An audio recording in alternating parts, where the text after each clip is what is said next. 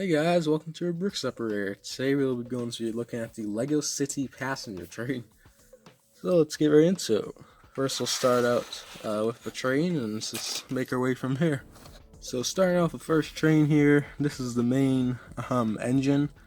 And this is a really nice color scheme that it has here. It's got this nice orangish yellow color for that, and then this dark blue. Just really looks good together like that. It has this nice these grill pieces here, just a bunch of them. That just makes a really cool design. This feels really nice also. In the front, it's got a very sleek look there. Definitely looks like it could go at some high speeds. This can flip up if you want access to the interior, or you can also just take off this whole top campy piece. On the inside, you have that one driver, conductor, I guess, and then there's a little panel here.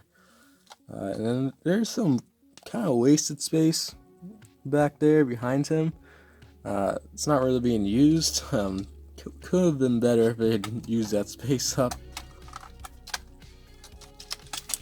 And up here is where you get to the motor, so you would press this down, and that just pushes down the powered up motor that's below that. So that's how that works. And to replace the batteries, just all this comes out, all this center portion, and then it's pretty simple.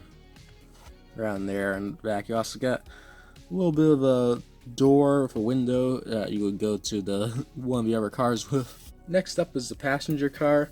So this one is pretty nice looking. It's pretty similar in design to the other one.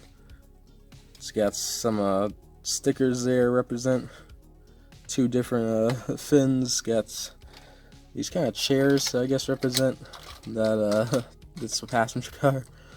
Tons of windows on this, like tons, so that's pretty nice.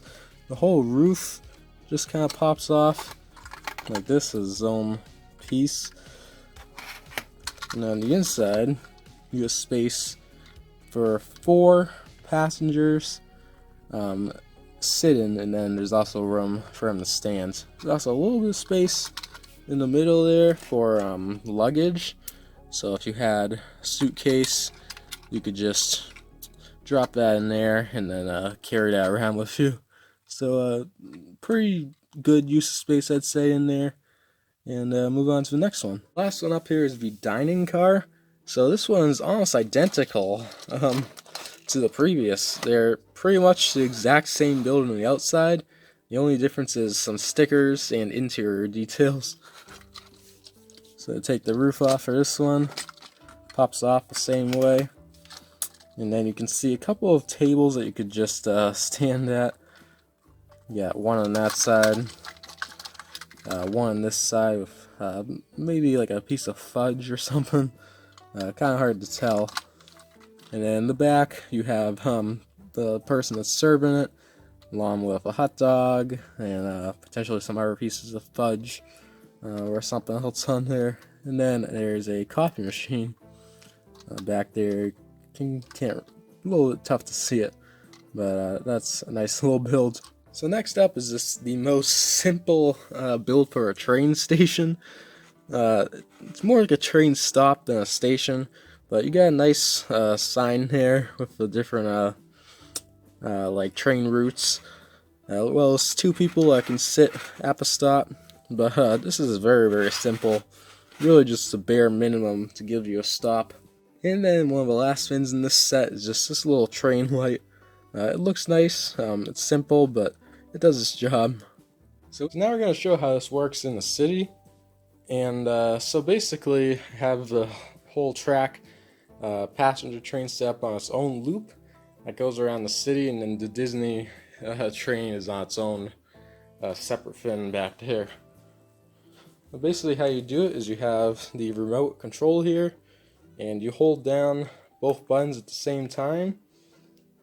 The 2 will start blinking, and then you'll get a connection like that. So the cool thing is you can control the speed by pressing the button multiple times. So it can go forward or reverse, as well as if you press the red button in the middle, it will just stop. So you can connect multiple trains to this one controller and then switch between different channels, so you can switch between which ones you're controlling.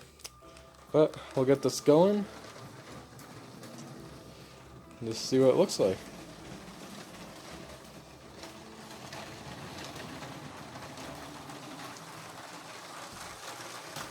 So it definitely looks really nice going around the city.